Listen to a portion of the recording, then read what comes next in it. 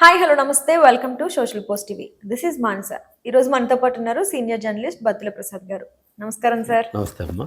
So ఇప్పుడు hot topic అని అనొచ్చు దీన్ని. అల్లు అర్జున్ తో త్రివిక్రమ్ భేటీ అయ్యారు అనేది చాలా బాగా సర్క్యులేట్ అవుతున్న విషయం. ఇప్పుడు దేనికై ఉండొచ్చు అంటారు? ఇప్పుడు మళ్ళీ పూర్వాపరాల్లోకి వెళ్ళాలి.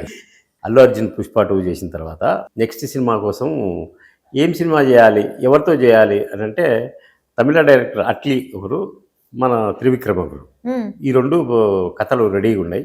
అయితే ఎవరికి చేస్తాడు అనేది తేలలేదనమాట. కాసేపు అట్లీతో చేయొచ్చా, కాసేపు త్రివిక్రమ్తో చేయొచ్చా అనుకుంటూ మొన్న అయితే అట్లీ వైపే మొగ్గు చూపాడు అల్లు అర్జున్ అని వార్తలు వస్తున్న నేపథ్యంలో నెక్స్ట్ కంటిన్యూస్ ఏదో ఒక వార్త కావాలి కదా, ఇది అల్లుకోవడమే.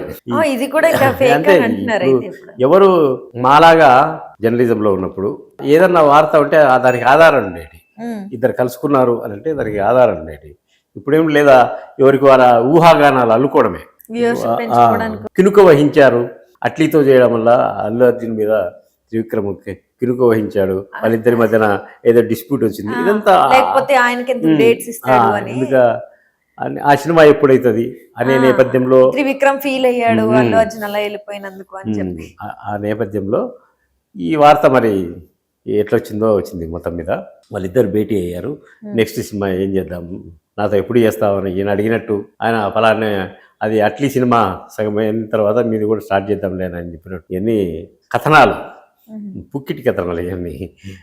దాంట్లో అంటే బేస్లెస్. వాళ్ళిద్దరు కలిశారు అంటే ఒక ఫోటో పెట్టి రాయి, దానికి ఏమన్నా ఉంటుంది. ఆ ఫోటో గిట్ల ఊహించి ఆయన ఫోటో ఈయన ఫోటో రెండు క్లబ్ చేసి పెట్టేసి ఈ సినిమా వీళ్ళిద్దరు భేటీ అయ్యారు అంటే ఎన్నో కొట్టుకున్నారని రాయలేదు. సంతోషించాలి మనం.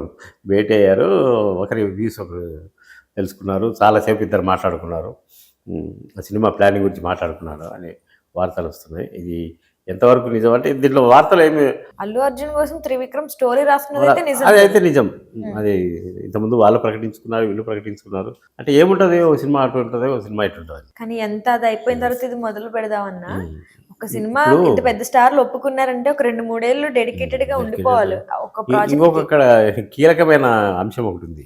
ఒక సినిమా సూపర్ డూపర్ హిట్ అయిందనుకో, నెక్స్ట్ సినిమా పరిస్థితి ఏంది, దానికంటే ఎంత ఉండాలి, అది ఏ రేంజ్ లో అంటే దీనికంటే పుష్ప 2 పీక్స్కి వెళ్ళిపోయింది. అవును, అంటే 1800 కోట్లు వసూలు చేసింది.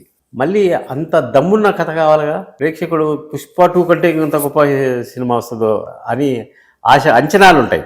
ఆ అంచనాలు చేరుకోలేకపోతే ఎవరికైనా అట్లీకైనా ఇట్లా త్రివిక్రమ్కైనా కత్తి మీద సాములాంటిది మళ్ళీ సినిమా. పుష్ప అంతా కనీసం పుష్ప అంత రేంజ్లో ఇవ్వాలి కదా. ఇవ్వాలంటే ఏముండాలి దాంట్లో అనేది తెలుసుకోవాలి. కాబట్టి ఈ డిస్కషన్ నడుస్తూనే ఉంటుంది. వార్తలు తప్పదు, మనం కూడా వండుకున్న వార్తలే ఇవన్నీ, వార్తలు కావాలి. కాబట్టి ఇద్దరు సెలబ్రిటీస్ గురించి వాళ్ళిద్దరి మధ్య కొంచెం గ్యాప్ ఉన్నట్టు వార్తలు వచ్చినాయి, మళ్ళీ వాళ్ళు కలుసుకున్నట్టు వార్తలు వచ్చినాయి. ఇవన్నీ ఒకదానికోటి సూదికి పూలు ఉట్టుకుంటా ఇంకా రేపు ఏమొస్తాయో తెలియదు. అది ఇప్పుడు జనాల్లో ఉన్నటువంటి కన్ఫ్యూజన్ ని చాలా చక్కగా క్లియర్ చేస్తున్నారు మీరు. అంతే కదా, ఏది నిజం ఏది అబద్ధం అన్నది తెలుసుకోవడానికి కూడా ఉండకపోతుంది. అదే నిరాధారమైన వార్తలు ఇవన్నీ.